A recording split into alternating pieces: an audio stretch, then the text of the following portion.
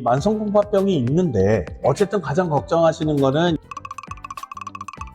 관리하는 것이 가장 중요할 것으로 보이는데요. 뭘로 먹어야 하는지, 소고기인지 돼지고기인지 두부인지, 고기 40g이면 도대체 어느 정도 양이냐 이렇게 물어보시는데,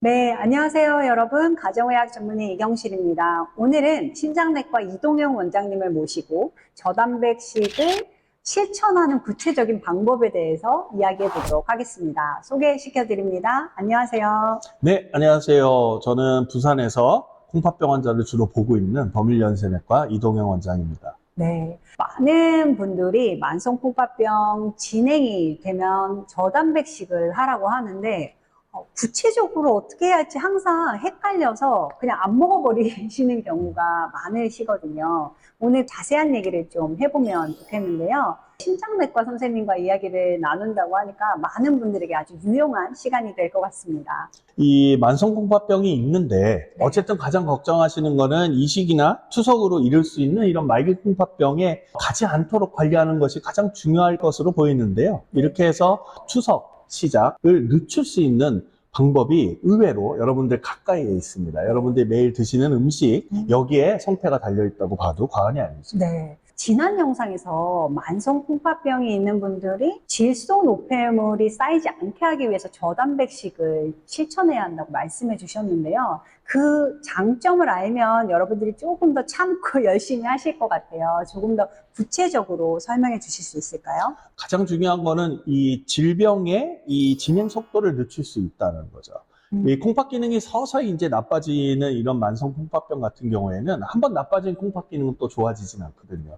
그래서 가장 최선은 콩팥 기능을 최대한 유지하면서 천천히 기능이 떨어질 수 있도록 하면 가장 좋겠죠. 그래서 이런 실천 방법으로 가장 중요한 건 역시 식사를 조절하는 게 가장 중요한데요.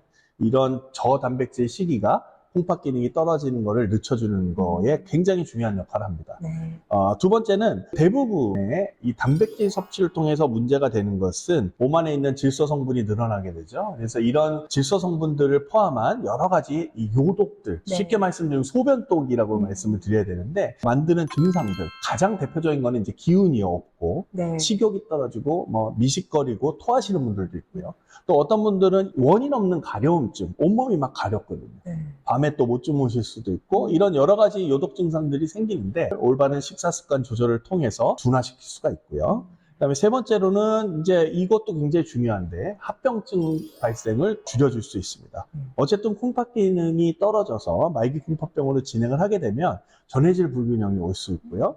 그로 인해서는 뭐 근육 마비, 또 부정맥 증상, 또 폐에 물이 차는 폐부종, 심장에 물이 차는 심부전 증상들이 생길 수가 있고요. 그리고 마지막으로는 영양 상태 유지에 있어서 또 중요한 역할을 할 수 있을 것 같은데요. 어쨌든 콩팥병 환자분들은 진행을 하게 되면 아까 말씀드린 요독증부터 합병증 발생들이 계속 진행이 되기 때문에 이런 부분 때문에 식욕 부진도 올 수 있고 또 식사도 제대로 못 하시고 첫 영상에서 말씀드린 것처럼 이것도 먹지 마라 저것도 먹지 마라 하기 때문에 이 과도한 식사 제한 또 콩팥병 자체가 가지고 있는 어떤 소모성 질환의 발생 등으로 인해서 영양 불량에 빠지기가 쉽죠.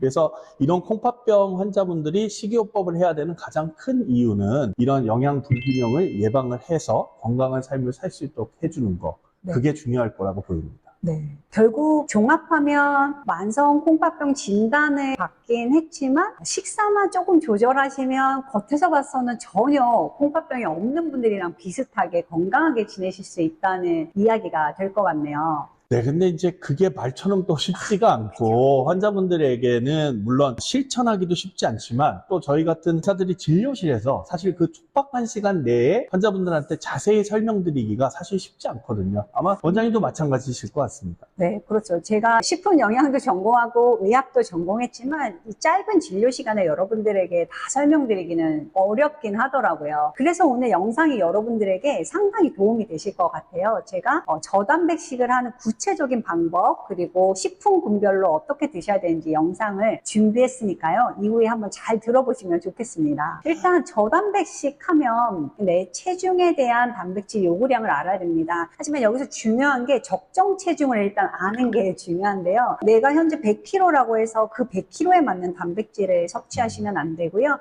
내 키에 맞는 적정 체중을 일단 아셔야 됩니다. 남자분들 같은 경우에는 내 키를 미터로 환산한 거를 제곱을 하시고 거기에 22를 곱한 게 적정 체중이 되는 거고요. 여자분들은 키를 제곱으로 환산한 거에 21을 곱한 게 적정 체중이에요. 그 적정 체중에 kg당 0.6g 정도의 단백질을 섭취하는 게 저단백식이라고 보시면 되고요.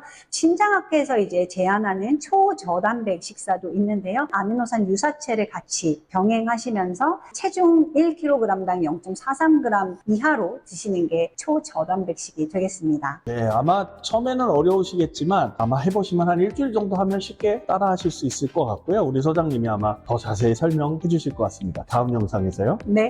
자, 그럼 다음 영상 한번 참고해 주시면 좋겠고, 오늘 이동영 원장님과는 여기서 인사를 하도록 하겠습니다. 감사합니다. 네, 감사합니다.